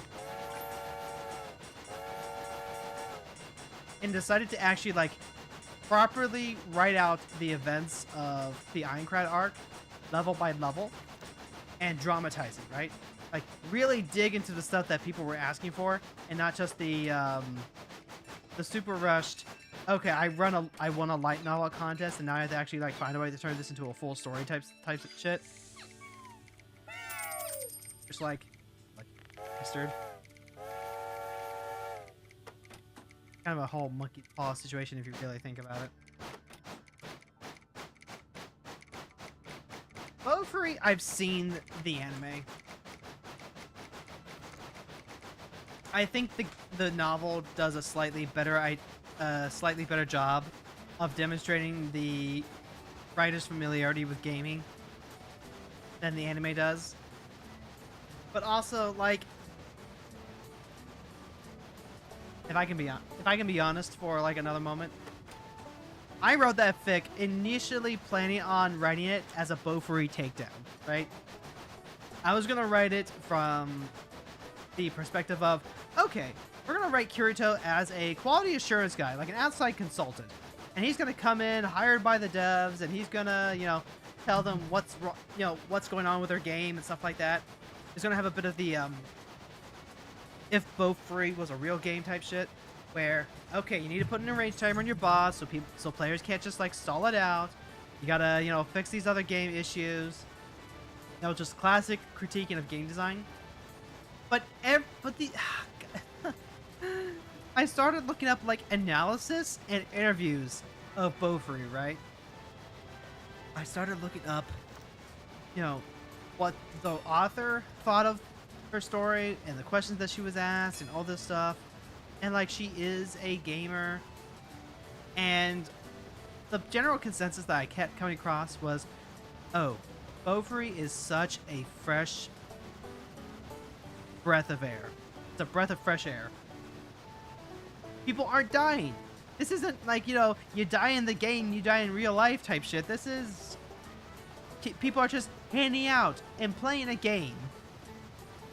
Yes, the gameplay does make it feel a bit like a, you know, a free-to-play mobile game type thing, but, it kind of doesn't matter, does it? That kind of doesn't matter because I fundamentally believe that even if a game is absolute dog shit, like just the worst design game that you can think of,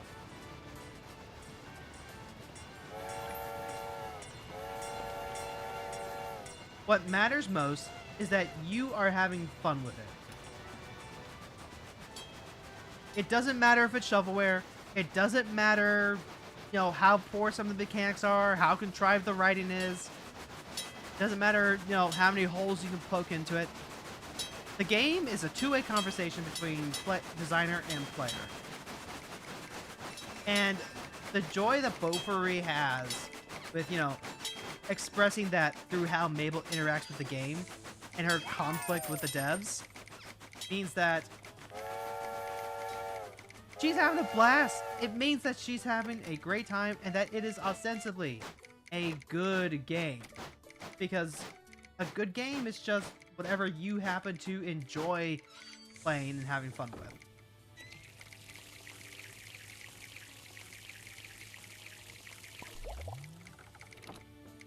And when I came to that conclusion, I just did not have the heart to write the Beaufry takedown that I originally. So instead, it kind of just became a vehicle for to express this exact type of bewilderment, right? This exact type of bewilderment, where Kirito is trying out the New World Online stuff, and he is losing his goddamn mind because the game is just so poorly thought out and developed that everything breaks. Everything breaks anytime Mabel does anything because she is just like doing things that maybe aren't the intended experience. But she has also become like the driving force behind how they have to balance everything. And for someone who literally played a game where bugs meant life and death for people, for someone who, at least in my reading, is autistic about game design and wants to, you know, make good on that world seed that he got and design good games, just it feels like a fucking Looney Tune escapade is what it is. And then also just like goes hand in hand with the other part of Beaufry, which is even if the game is bad, part of having fun with the game is the fact that you're having fun with your friends. Like, as much as we want to talk about like how good Final Fantasy XIV is as a video game, as good as it is as an MMORPG, the thing that people will keep coming back to is that part of what makes it an amazing game is the fact that you can play it with your friends, that you can play it with a community. When you stream it, you get people who follow you around. When you make videos about it, you get people relating their experiences with it. And that is also just like a big thing. Because that's just the best experiences I've had in Final Fantasy XIV were because I played it with friends. And that was the crux of the whole Final Fantasy XIV essay, right? That, you know, journey before destination. It's not the game giving you the great time. It's you putting your everything you have into this game that makes a good time. And so if I want to stay true to that lesson that I learned, and I want to incorporate this new information, then this is the only way I can write that story. So like,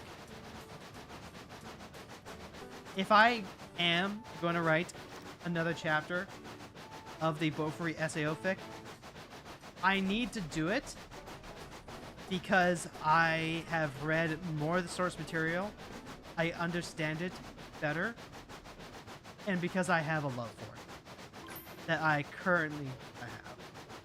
That's not to say that I hate. That's not to say that like I have an intense hatred or passion for Beaufry or Rest. Quite the contrary. It's just more like I have so many other things that I want to be doing.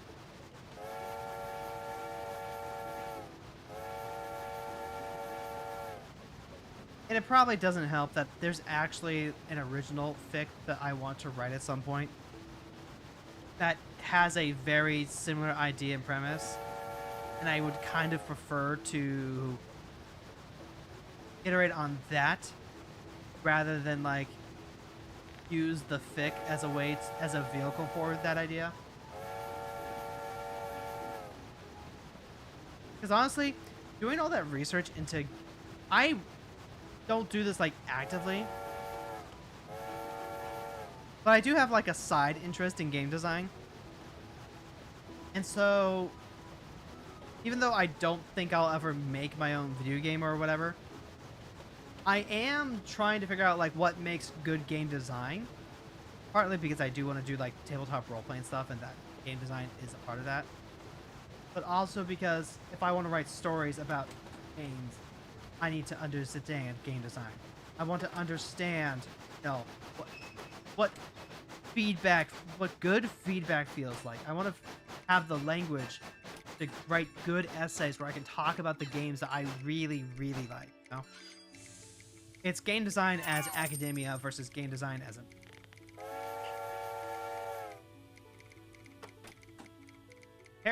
We're going back to Pearbury. Why are we going back to Pearbury?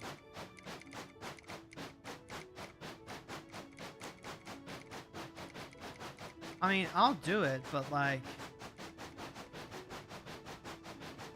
You think I'm supposed to pick up people from Cattail?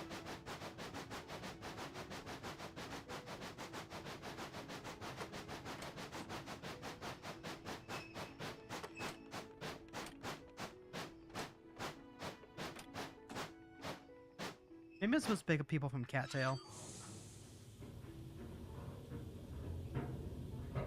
I guess that, as Captain America would say, the choice... No, Captain America would say the power is yours. But, like, the choice is mine. How this is going.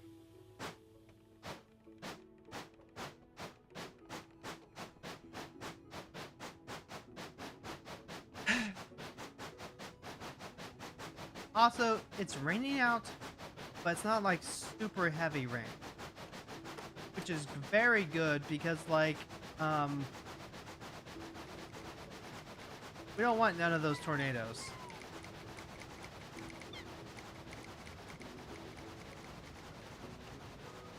When a tornado hits the prairie, avoid this area kind of no matter what. Why do they get back on the track? These gosh darn cows! That was yours? I thought that was Captain Planet. That's what I'm saying. That's what I'm saying. Like, I was about to say, oh, you know, as Captain Planet would say, the choice is yours, but no. Captain Planet's catchphrase was, the power is yours.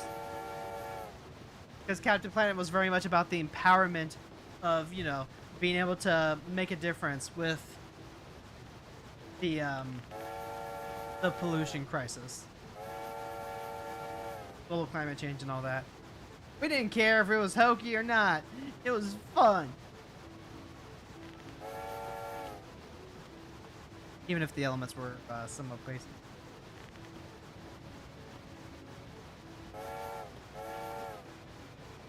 So many cows. You want to blow your whistle? Go hang out with some cows. Hi, cows. Game is everywhere. It's got trains. It's got cows. Nothing else exists in the universe. Literally just those two things.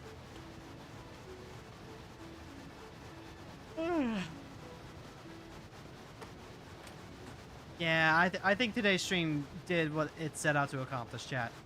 I feel significantly more relaxed. And I feel a little sleepy, but like... I feel more rested. I feel like I could actually go out to Costco today and do the grocery shopping, which I'm going to have to do because today is grocery day. Grocery days alternating between Mondays and Tuesdays now. Specifically so I can try and go play Commander at the game shop. But also, we're probably not doing that this week because, oh my god, this past week it was so much. Chat. Ted Turner was a strange entity.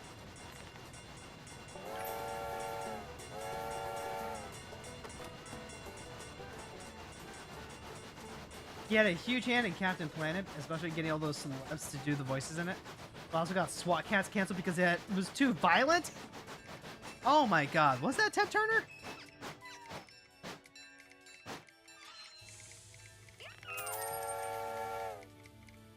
Alright, we're gonna blow whistle, so honestly we're fine to just head there for water.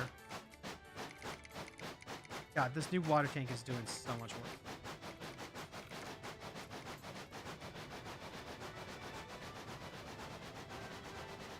SWAT Cats was an OG original though.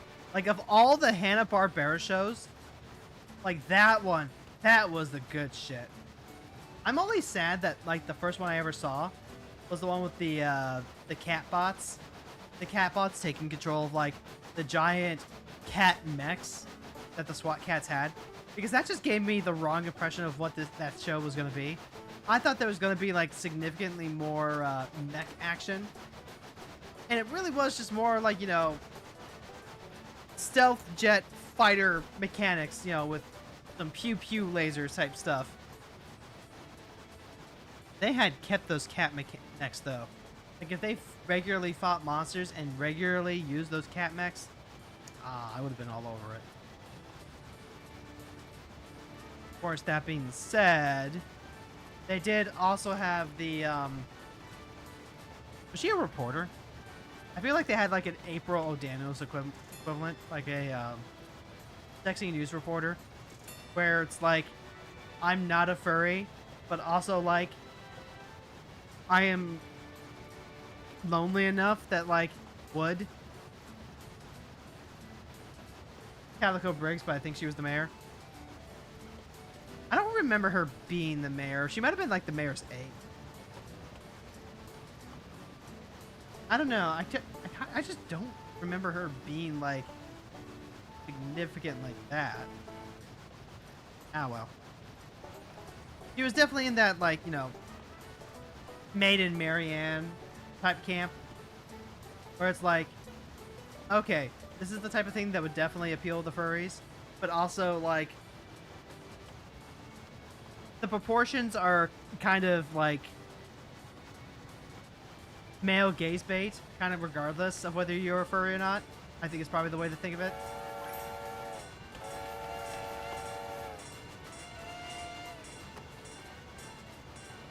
Alright, we're just gonna go ahead and...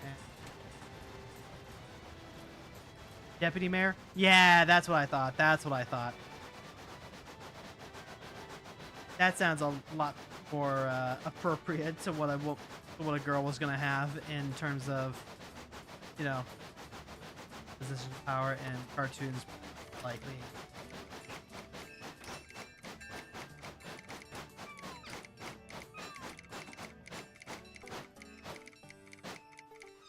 Woo!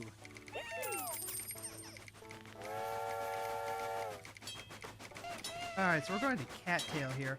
Cattail definitely does not have one. Let's hop off. Oops. Alright.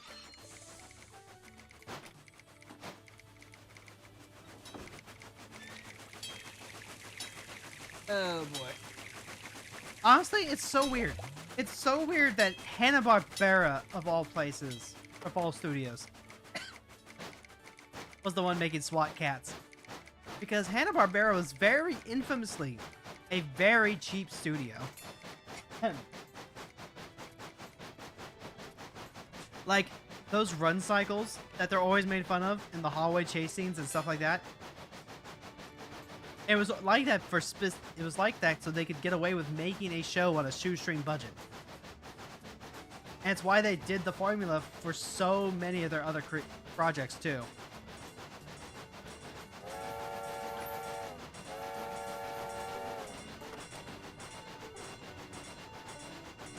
We're going to Cattail here, so we really want to make sure we're heading to the...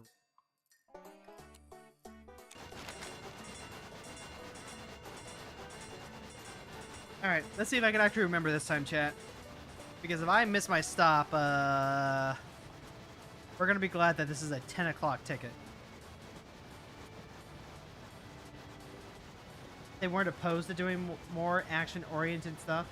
But yeah, the early 50s, 60s, and even 70s shows did use a lot of animation shortcuts to get more content out. That's what I'm saying. Yeah, that's what I'm saying. And this is where I need to push things over.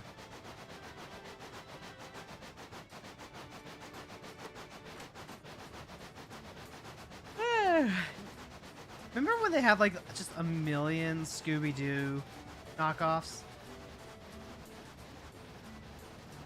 Like that, not just like how they did Josei and the Pussycats, but also like Jabberjaws. And then they also had like another one that was like around a cat, I want to say. Like not even Josei and the Pussycats, just like a cat. Like it was a bunch of people together with a cat or something like that. I don't know. Maybe I'm making this up. They really, really like their formulas. But they'll like blow through this area and not even pop a whistle. Good job. I'm gonna stop for one.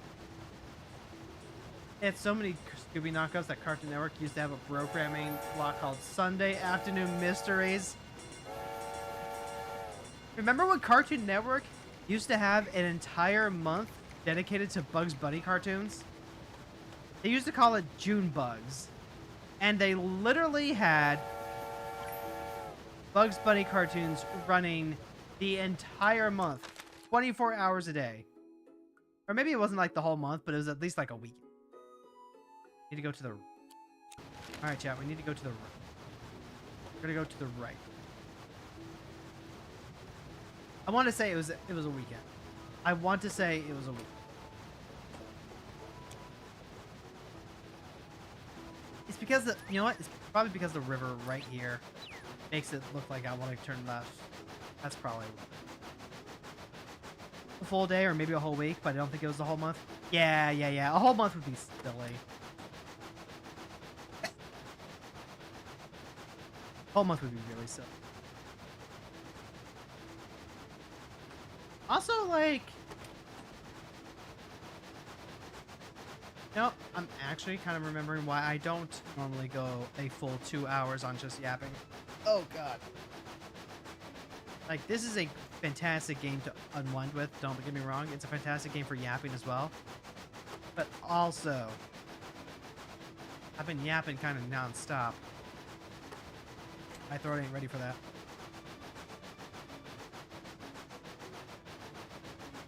At least when I'm breaking it up with like Final Fantasy or Magic, I have to like lock in every so often.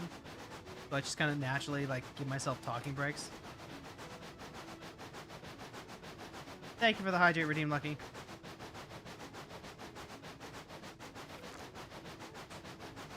Fortunately, water bottle is right here, and this game does give me plenty of chances to like hydrate at least. Taking the right.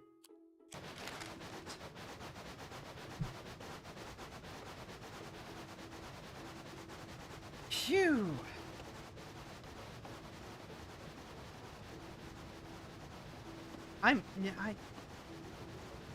For a long while, I missed watching classic Looney Tunes.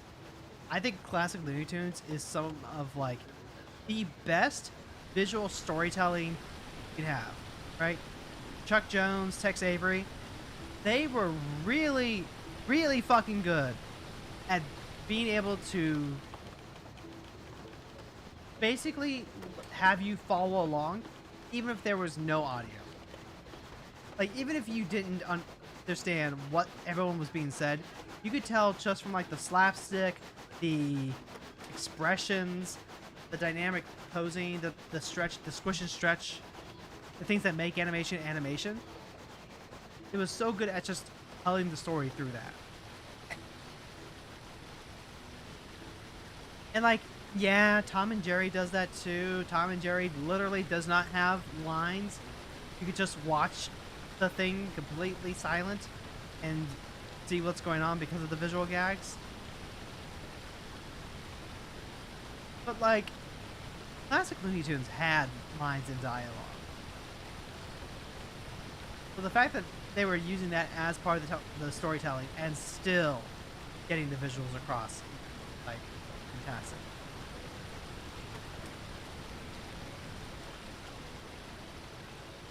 Growing up in the Peach State, definitely got your fill of classic tunes because you got TBS all over the state without cable. Holy shit, really? Hot damn.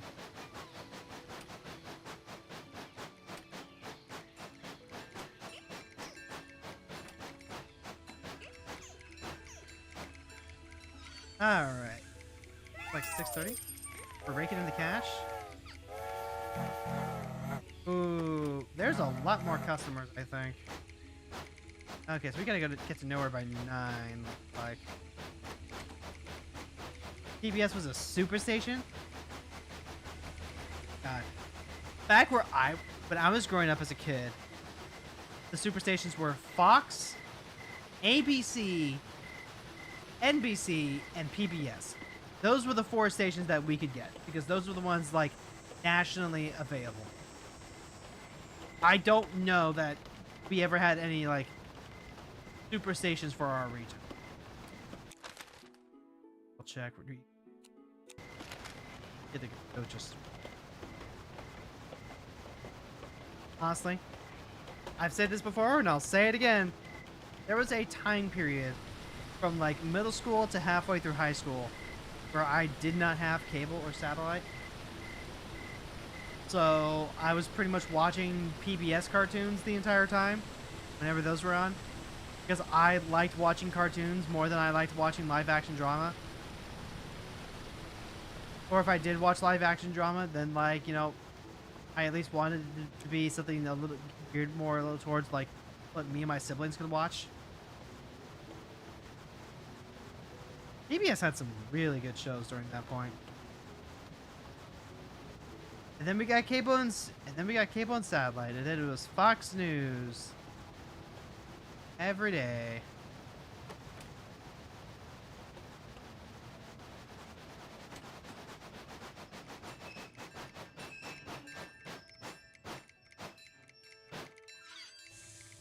And B. You didn't really get a chance to, like, hype them up anyway. Pearberry? Only one? Only one for Pearberry? I guess there's only so many passengers. That's gonna be a pretty empty train. One has to wonder if it's even worth it. Until you realize that this guy, this one ticket guy, is on his way back home after working a double shift.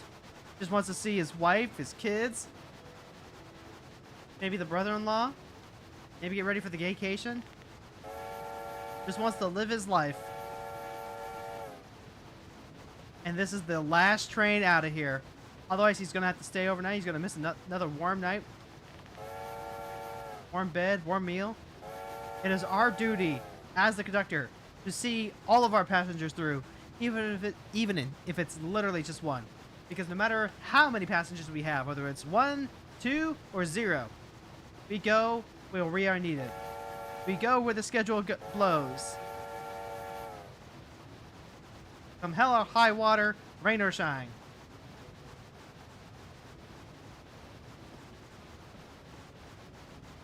Well, Superstation, as in it was carried all over the place outside of its national TV market.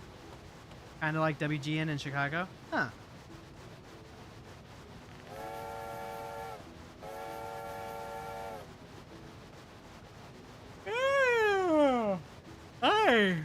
I am sleepy. I am sleepy. I am so relaxed that I could actually like potentially fall asleep for a nap. Maybe I'll get like a quick one in before we head out for shopping today.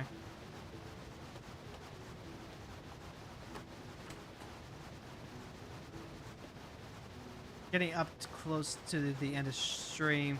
This will definitely be the last night. I never had any doubts for that. But like, you know, 2 hours. Even with the early bird, you get like a good 3 days in. That's probably like our best rate so far, but partly because we're not spending so much time in the menu of the map. It is what it is.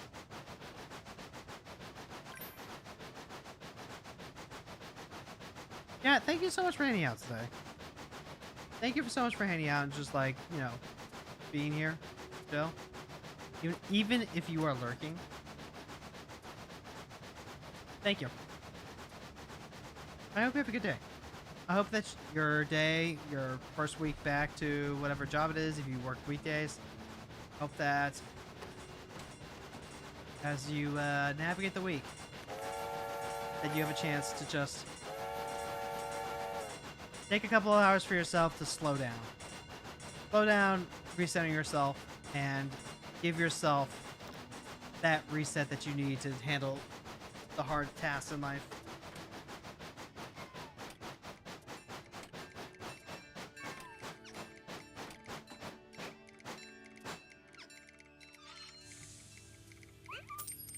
Alright, it's like 9 o'clock. Blow whistle. Blow whistle. We're gonna have to hoof it.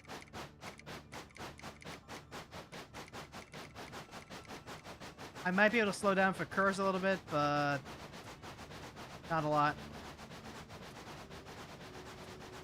You do end up wanting like a little bit of a faster train because like get into these moments and it's like, if only I could be just a wee bit faster.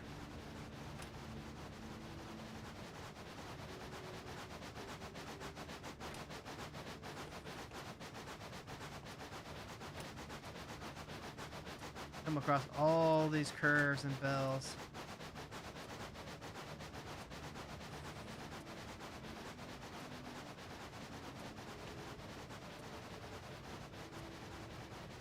Got like half an hour, Jack. Can we make it? You're just going. Chugging. Going. He's going the distance. She's going for speed.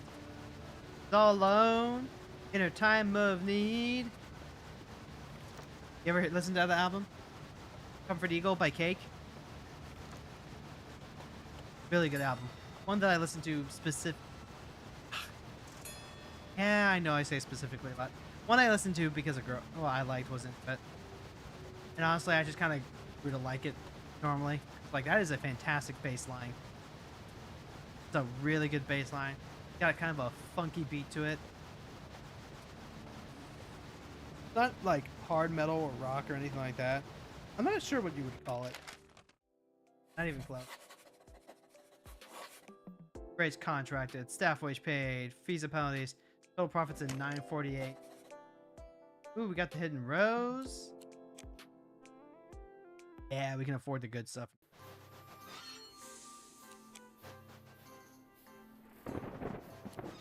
Let's see. Bilge Rat, Neko Neon, Jupiter.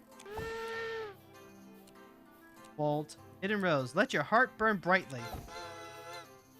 Oh, that is pretty.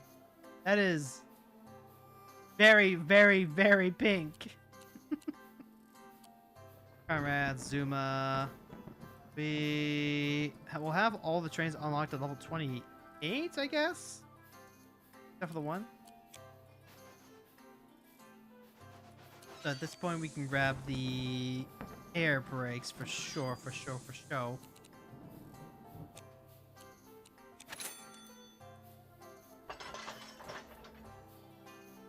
Okay, so now we own the air brakes.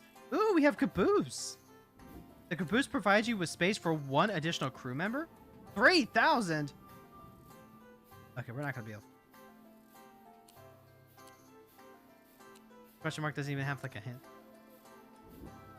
Lost in the Lily Forest. That's got to be like the cargo car. So we'll need to be like. We have to finish unlocking the rest of the map too. We have to unlock the real frontier. Got like 500 coins. Got 1,000 to get more seats. 1,500 to get first class. I mean, more capacity, more class, I guess. Time. It's probably gonna be like another month before we come back to this game, but also, yeah, we are coming up in July. I do need to like start making plans for the anniversary stream. So we'll work something with that. I could do like I've been wanting to do my Palace of the Dead run, where I just like do Palace of the Dead for like a whole week straight. I've been wanting to do Ranked Brawl Challenge, now that Ranked Brawl is a thing. That could be a thing. But I could also try like breaking things up by going back and doing those 100% completion quests that I was talking about. I don't know, we'll have to see. Folks, we'd love to pass on the love here. If you know anyone who's, into Magic, into card games, into trains, into MMOs, that type of thing, we're always looking to follow those kinds of people. We have a Lead the Raid redeem that we have over here on Twitch. So if you know anyone who fits the vibes, why don't you hit that redeem and point us their way? In the meantime, I am going to go over the plans and such. Right now, it is looking like a good week to get back on track. Pun intended. Final Fantasy 14 and Magic will be back tomorrow because I should not be feeling as overwhelmed as I did today. I had to take care of laundry and preparing my husband's work wraps, and I have shopping today. So like, that's just a bunch of stuff I don't have to worry about tomorrow. Tomorrow, the only thing I'll have to worry about is like bathroom cleaning, and I'll just be doing like what I need to make sure everything's sanitary. I'll have like a whole Tuesday evening where I don't have to do anything in particular, so I'm looking forward to that. We don't have anything planned for Wednesday, Thursday, or Friday, but Fran has already told me that he will not be available on Friday, so we will be having Final Fantasy Friday. We'll just be without Fran for it. So, I need to think of something I could put on in my corner there. Next week, there are going to be some things that we have to worry about and talk about for next week, but we'll talk about that when we get there. For now, folks, let's just go ahead and start looking for someone to go ahead and rate into. If you're on the YouTube side, thank you so much for hanging out. Don't forget to leave a like. Don't forget to subscribe and tell people that you think might enjoy the stream about the stream. We'll catch you later. Bloop. And then over on the Twitch side, we're going to go ahead and take a look to see who is